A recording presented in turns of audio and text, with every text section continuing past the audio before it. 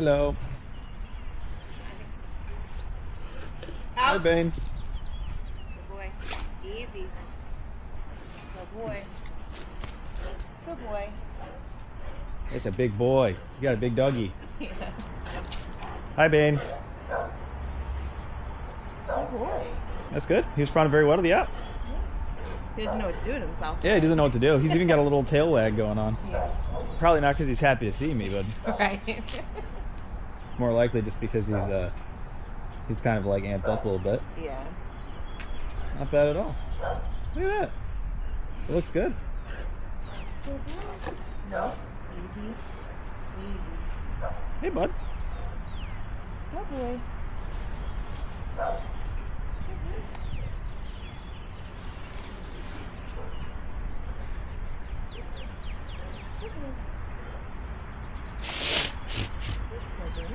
Hi, Bane.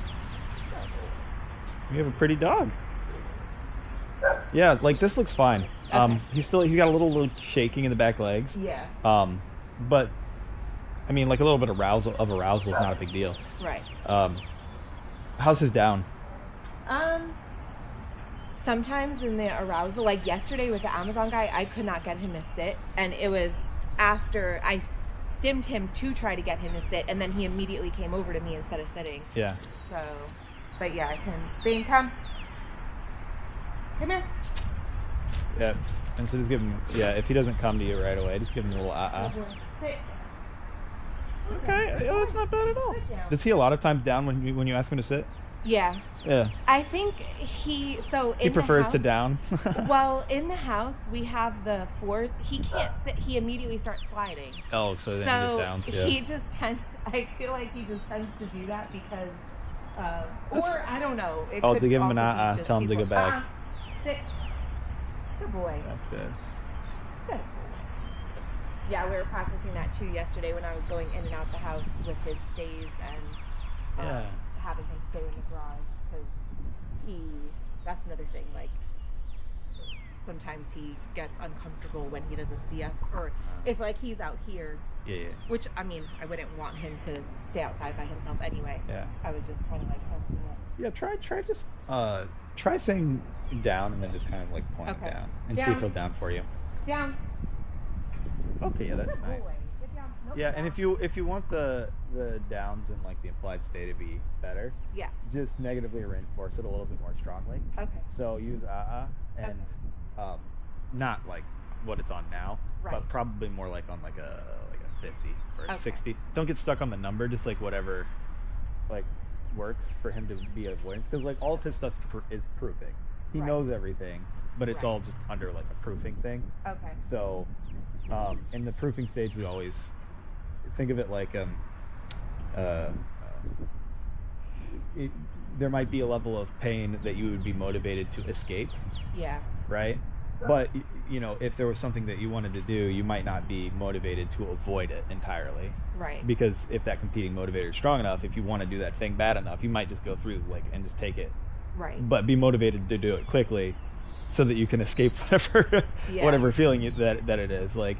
But the level that you would need to like of pain that you would need to have to completely avoid doing the thing that you wanted might be higher Right. than the thing just to escape it. So think of it that way, and just whatever level motivates him to avoid entirely, Okay. like you know, getting up from the stay or avoiding the command, just use it at that like avoidance level. Since you're proofing, it's Okay. different if they don't know a thing. You can't teach them that way at Right. avoidance levels, but you can proof it at avoidance levels. Okay. So I want you to work on that, like with like him in a down, Yeah. and just like make it clear to him, like, hey, look, dude, no, Yeah. you can't, Okay. like right there. Nope. Good boy. Yeah, tell him and put him back in there. Put him Backing back it down. back or- down, yeah. Down. Down. Yeah, so we can start working on like a Right. down duration in situations Okay. like where he needs to be under control. Like out here in the yard off leash is perfect Yeah. for him to be like, hey, like, because then you can like, if you strongly reinforce that, Yeah. then you can utilize that as a way to immobilize him temporarily if you need to, Okay. right? Because if in his mind the consequence for not staying in the down is like intense enough to avoid, then that can be a very easy way to like, that way he's not like making a dumb decision unnecessarily, in certain situations where you might need to have him just like chill out. Yeah, we don't want to use it all the time. We want him to be able to like walk around and be up and make good decisions on his own, but it can be good to have it like as an emergency, right? Yeah, this looked great because he's like so much chiller. He's not even looking at me. Which is what, like, I really wanted to see that. He's just watching a bag. Like, and like even like his back legs aren't shaking anymore. He's breathing normally. He's not panting. This all looks great. Because then the only thing that we need is that he can turn it back on. That you can turn it back on for him. That's all. Okay. Because like now he's kind of smelled me. He sees me and whatever, and like he's kind of chilled out and he's fine. I told him to out, and he outed. Right. And so then he needs to be able to turn it back on. That's all. Okay. That's interesting. It kind of makes me want to go, okay, what should we do with that? Because it's kind of like when we were first doing like turning it on before, when we were first like getting him to realize like, hey, like this is how you solve the problem. And he learned how to solve the problem, but like at first when the guys were coming, when Evan and Christian, they moved too fast. Like they pushed into trying to like have too much pressure on him. And it's like, but then when I started coming, it was like, all right, let's like back way off. And let's do this really slow. And so I'm kind of thinking about this the same way. Just release him. Good dog. Good boy. Yeah, he's good. He's like, what? Do I kill him now? No. I knew it, Yeah, he's looking back at me like, yeah, get out of here. I'm free now,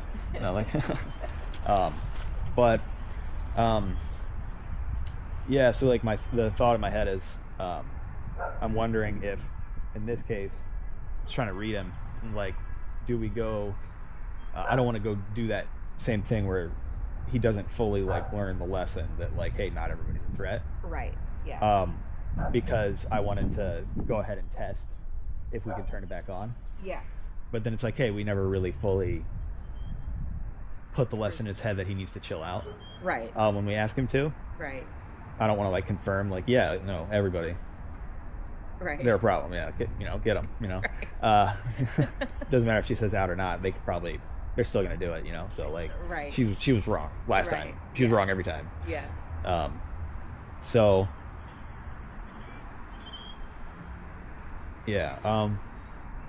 That's kind of where my head's at, is that I want him to have like a bunch of like ones where you were right, where it was neutral. Because we had 2 of those last week. And then like, we had 2 yesterday, really. 2 yesterday. Yeah. Well, and you're probably going to have way more of those than not, right? And if he's starting to respond to the out, then more seriously, like he's starting to respond to it better. And like exactly how he was looking was how he was in the garage when my neighbor was here, and like we were moving like 2 different things, so and they were able to like walk back and forth and do their thing, and he chilled out. He didn't even get up after that, so beautiful. He was fine. Because that's exactly what you want from your protection dog. You want when somebody first walks up, you want them to be like, row, row, row, growl, growl, growl, and I think get out of here, and then you go, well, dude, nothing's happening, it's all good, out, right? And then he goes, oh, okay, and then he does this. Now he's like looking over there. He's patrolling the area, but he's like, oh, well, he's not patrolling anything now. He's dragging his butt on the ground. Super dope. Okay. You got a little crusty on there? You gotta get it off? What's going on? You got a butt itch? But yeah, I could see how, like, obviously with the Amazon guy, it wasn't as smooth, but also the Amazon guy acted suspicious. Like, Bane caught him off guard, and he was like, oh, and then he's like, do I put it here? And I'm like, no, you're good. Like, so he was like very nervy and like, that's because doing, Bane like, probably scared the shiznit out of him. And then when he was leaving, he was like, you see that off-leash growling at you, and you're like, oh my god. Yeah. Yeah, when he left. Yeah. Yeah. But I think, he was obviously being sarcastic. But yeah, he was shifty in his movements. And I was standing out here, and then he was like we were both out here and Bane's in there. Whereas Bane's with us here. So I think a couple of different dynamics there. He didn't listen as well. But my neighbor, perfectly. And my neighbor's an ex-cop. So he walks over here. Like, he doesn't give a shit that Bane's growling at him. He's like, okay, he's like, whatever. He's like, let the dog do his job. I don't exactly. So like it's a different energy versus the Amazon guy was like, oh crap, like ready to crap his pants. Yeah. Bane, come. Bane, come. Yeah, come. Zap him. Yeah. Yeah. Come. Yeah, so that's something Bane, else come. that we'll want to like strongly reinforce. So like now that you are? Yeah, come. Bane, come. Oh yeah, you felt that one. I didn't tell you this. I think it will be beneficial still to get to the recall. Yeah, because like you can see, I don't know, he's just like the reinforcement's not quite strong enough for him. Yeah. Was that on a 90? Yeah. Holy crap! Yeah. Okay. Yeah. And I did that. I did it twice each time and 3 times. Yeah. So. But yeah, that's one thing I noticed. Like yesterday with the Amazon guy, he was in the garage, and what I wanted him to do, he stood up and he stepped out a little bit, but he was still in the garage. I told him to sit, and I wanted him to sit in the garage. He growled, and I zapped him, and then he went into this like avoidance and like came and like ran to me basically. So, and I'm like, the whole time he's moving, I'm like, sit, and he's not listening. So how do we get that? Because it seems like when it's like this scenario where he's supposed to avoid, he kind of like goes into this like, I don't know what to do with myself, and I can't hear you or listen because I don't know what to do with myself. Yeah. So what we do is, what I would do is you put him on either a long line or like one of the nice flexis. Yeah. You'll have to get one without like the little tiny cord. Get one that's like or the smaller tape. I got that big you got the orange nice flexi? one that you told me to. Yeah. Get that one. Yeah. That way he can move freely. Just have it unlocked. Yeah. Let him move freely, do what he's gonna do. But that way you can give him directional pressure so that he knows, together with the e-collar, so that he knows, hey, look, dude, you can kind of snap him out of it, because the e-collar, it doesn't provide direction on where or what to do. Right. The leash does. Okay. And so you'll probably do that very temporarily. Right? So just like a couple of structured times will get it through his head. Especially once the new e-collar, you get that one. Yeah. Because then you can more strongly negatively reinforce some of these commands under these higher distraction, higher pressure scenarios. Because it's like, if you guys are in the backyard and you guys are walking around, or if you guys are just on a walk and you're like, hey, Bane, come. Bane probably just comes. Yeah. Right? On a walk, like, it's totally fine. It's so fine. Yeah. Or like, if you're like, hey, like Bane said, Bane down. Like Bane sits and down, right? He just does his thing. Or if you like Bane plays or Bane crate. Like he just goes and does the thing. Right. And then like probably even like if you guys are like walking around in at a park or something like that, he'll probably do it just fine, right? For the most part. Yeah. But then like in a situation where he's where he's like more amped up. Yeah. That's the equivalent. It's like, okay, like it's kind of like an easy way to like more extreme comparison. It's like, all right, so imagine you're playing with your dog in the backyard and he's really engaged with you and you guys are having fun together playing tug, and then like he goes and sniffs the bushes and then you're like, hey, Ben, come, and you have the toys like handing him, you're like, oh yeah, and he's like, okay, yeah, sure. Come. Versus like, all right, like you guys take a trip to New York City, don't do this, take a trip to New York City and you're like walking Bane through like Times Square, you know, right? Like that might be a little more difficult for Bane to pay attention to you, right? And it's just like a distractions thing. Okay. Right, so he's perfectly well behaved, listens to everything, off leash fully, under like low to medium distractions, and of course under zero distractions. But like low to medium distractions, totally fine. Yeah. The only place that I've seen, like or heard reports from you that like he has issues, and then are under high distractions, wildlife, together with your other dog. Yeah. Your other dog's chasing wildlife or looking at wildlife, and he's like. Ooh. Yeah. And he runs after the wildlife too, right? So that's like a up here scenario, or this is a adrenalized scenario where he's up here, like in terms of distraction level. So how do you like make sure that your commands are followed under that kind of scenario? Simple. Increase the negative reinforcement level, right? Because like it's not a relationship problem, right? He has a great relationship with you. It's not a knowledge problem, right? He understands the commands. They've been reinforced on a regular basis by you. They were reinforced by us. It's like, okay, he knows them. It's a distraction level issue where he's like,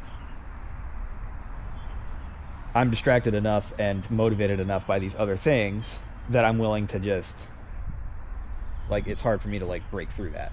So the easiest thing we can do is increase that negative reinforcement and hold him accountable. Unfortunately, the thing for him is that increasing that negatively like reinforcing thing, like making it where it's more of a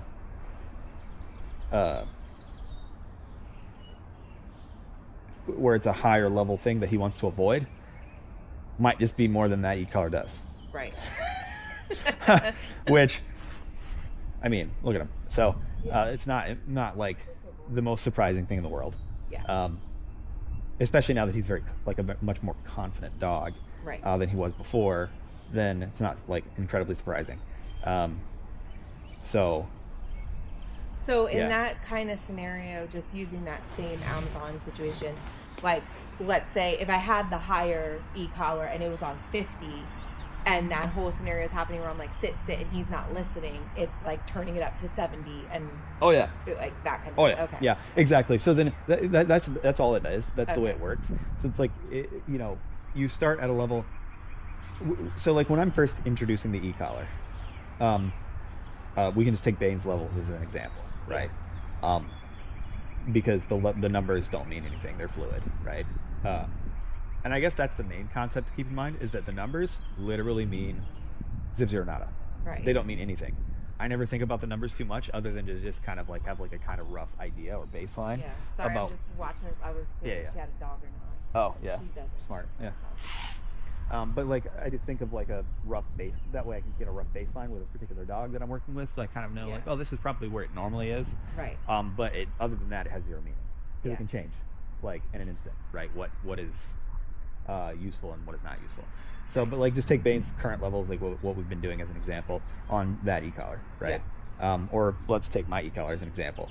Like say like a higher level punishment for him was like, okay, all the way up, right? Yeah. And that was like enough to make him go, ooh, dang. And yeah, because you on Tuesday you were like, oh, I haven't actually seen him respond to the e-collar ever that way. Yeah. Because normally he just kind of shrugs it off a lot. Yeah. But when I'm first teaching something, like initially, and like introducing the e-collar to the teaching scenario, if that's a high level, like avoidance level punishing thing for him, then when I first introduce the e-collar, it might be on like a 12. Right? There's been some dog I've introduced it on like a 5 or a 4 or 3, and that's like that's what the first thing they felt.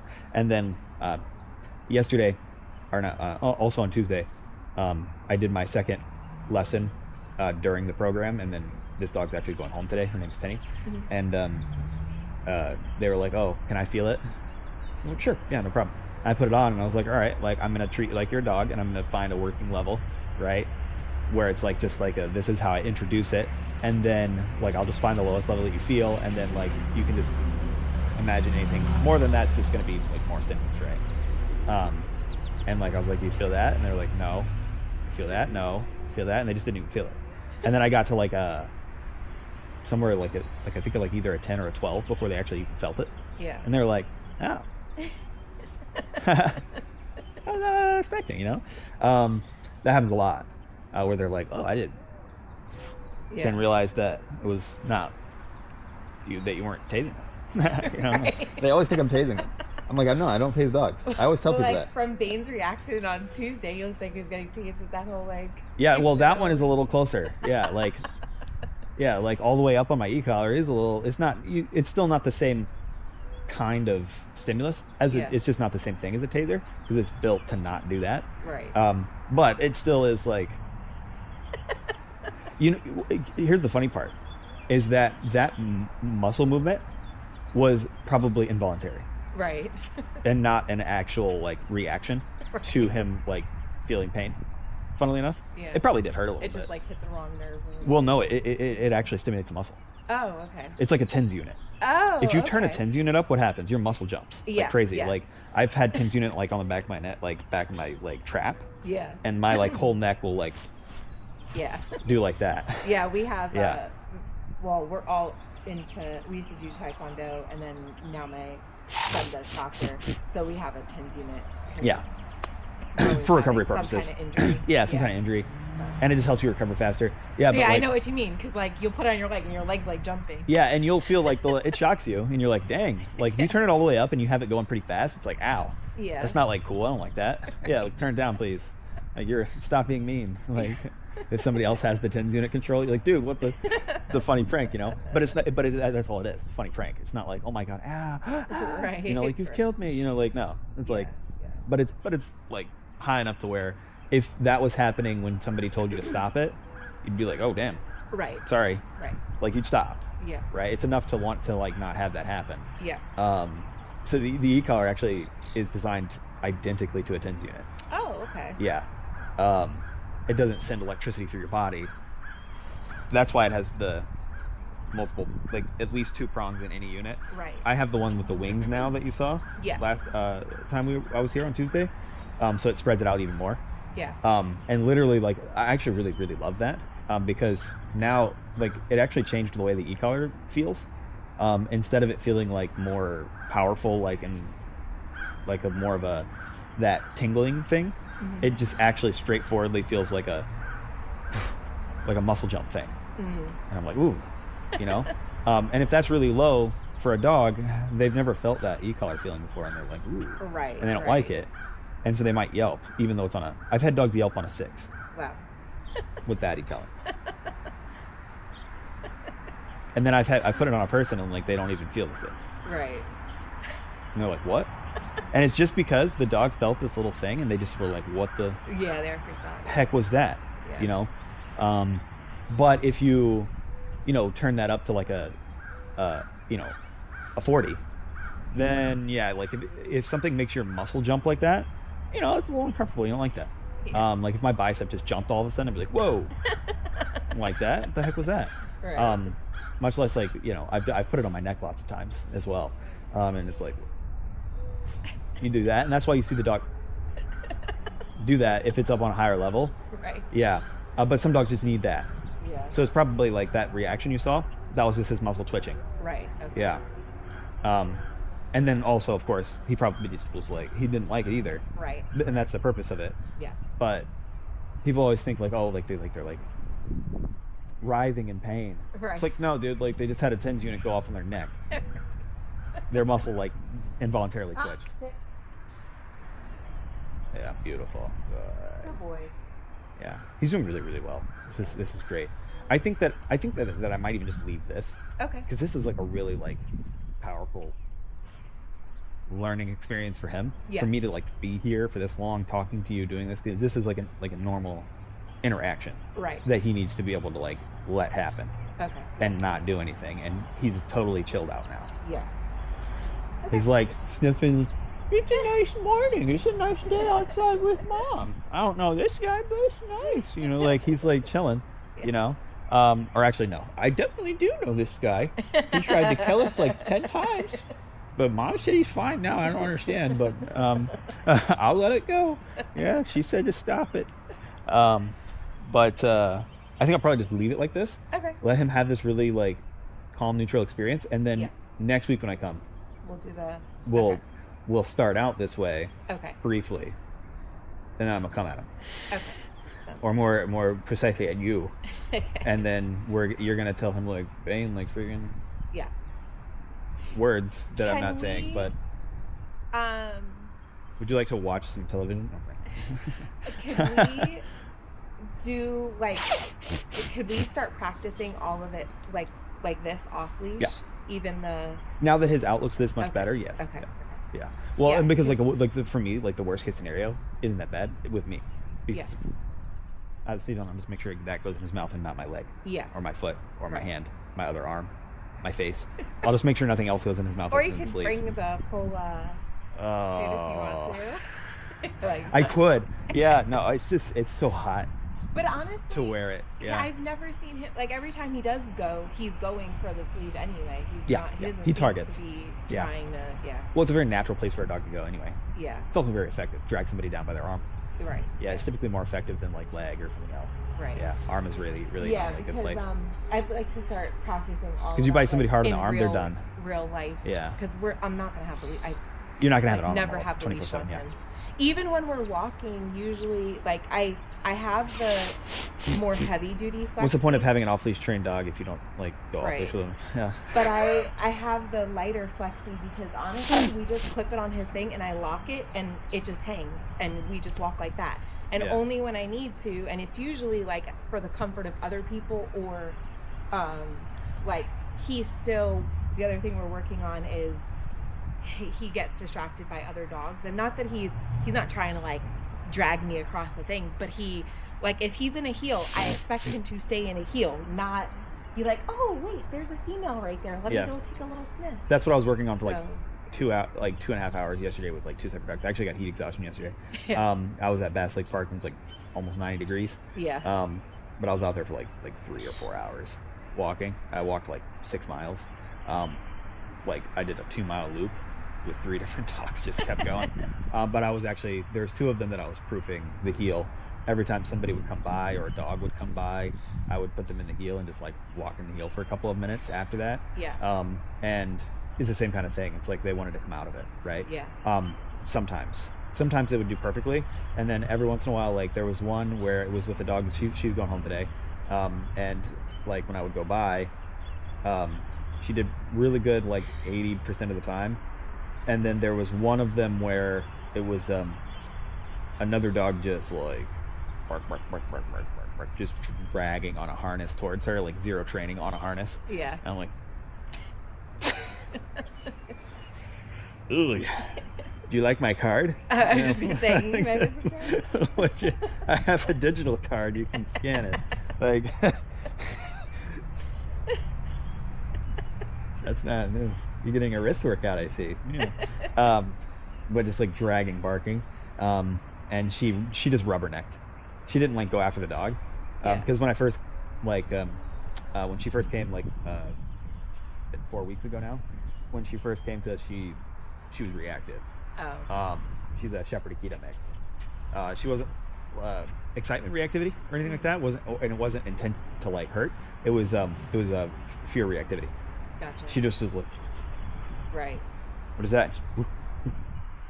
And then she would bark more, like louder when she got a little amped up. But yeah, so like the way to do that process is like you got a dog here, right? Dog comes out here, dog goes back there, dog goes out here. When they already know the command, like he knows the right? So it's like, all right, so say like think of it this way. Dog's over there. This is Bane, his like body and head. Bane starts to do this. What you do is you exaggerate the mistake. You exaggerate the mistake and then strongly negatively reinforce. So what I mean by exaggerating the mistake is you guys are walking, chun chun chun, and then he goes here because there's a barking dog over there, or a dog just going by. He goes there. You sidestep, right?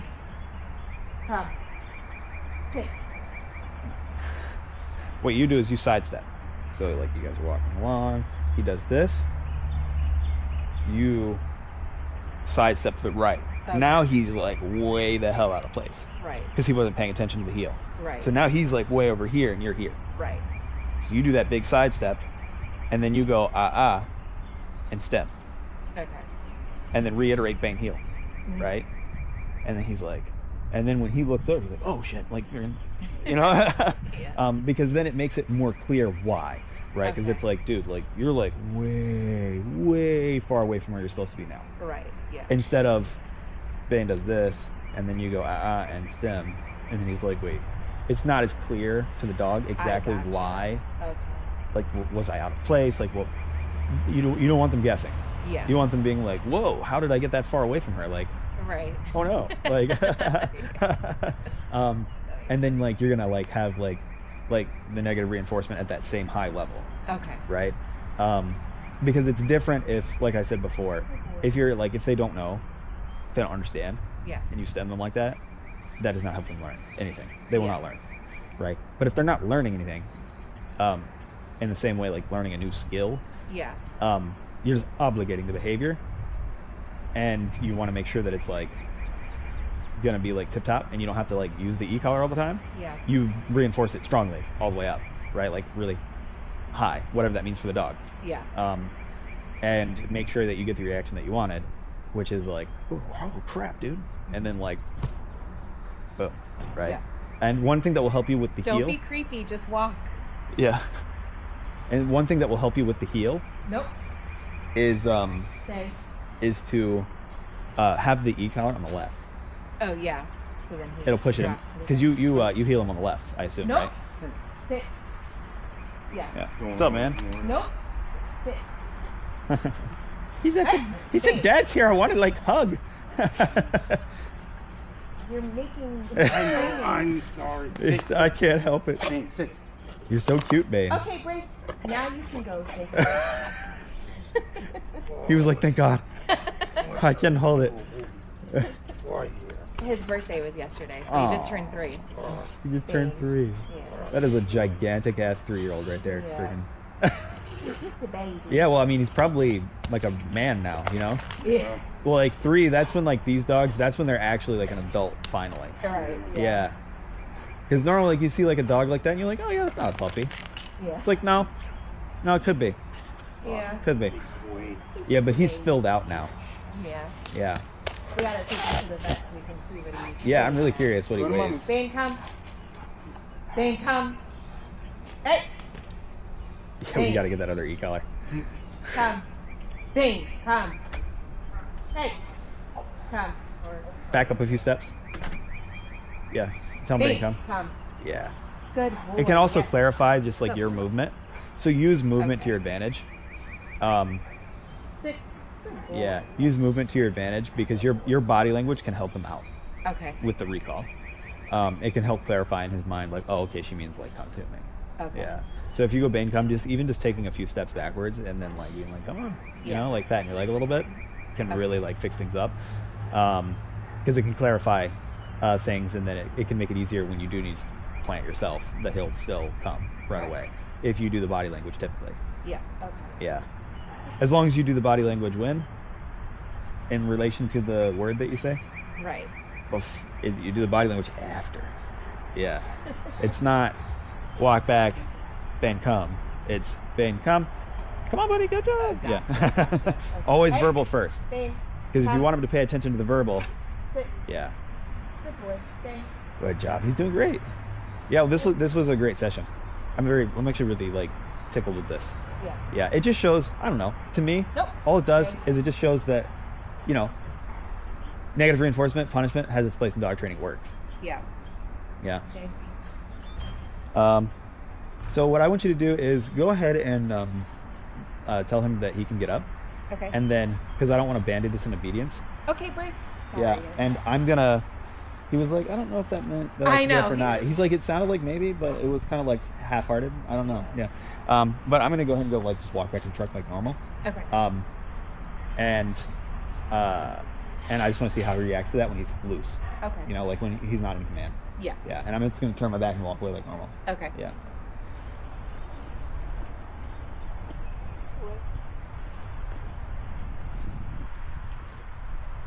That's beautiful. Yeah. That's like a statue.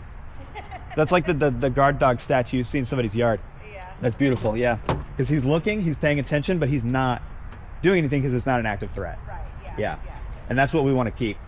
So, Hema will reach out and schedule.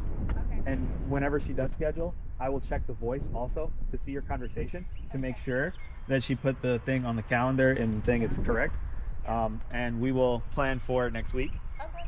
Yeah. Thank Bye, Bane. He looks so happy. I like seeing that. Because, like, I want to see, like, happy Bane when things are okay. Not, you know, like, laying down, like, panting, you know? Because that's not, like, the picture that you want to see every time somebody comes, right? You want to see, like, yo, he's happy, normal Bane. Right. And then you can tell him, like, dude, be, like, mean, evil Bane. Kill that guy, right? You know? So, all right, thanks.